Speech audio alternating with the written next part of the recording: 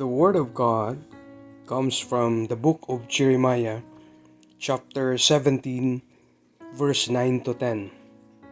God said, "The human heart is the most deceitful of all things and desperately wicked. Who really knows how bad it is? But I, the Lord, search all hearts and examine secret motives. I give all people their due rewards according to what their actions deserve."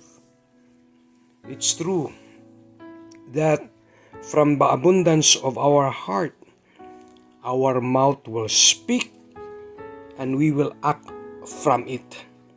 So God wants us to know that our heart is deceitful and desperately wicked. So anong gagawin natin sa puso natin para ito po ay maging malinis? Ang tanging paraan lamang po na ang ating puso ay maging malinis ay lalagyan natin, tataniman natin, i-accept natin ang salita ng Diyos. According to John 15 verse 3.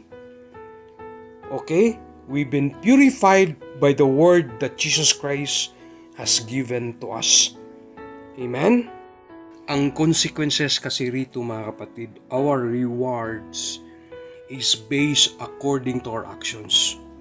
So kung ano po yung nasa loob ng puso natin at it derive in our actions, kung ito po ay mabuti or masama, kung mabuti po, i-reward tayo ni Lord ng mabuti.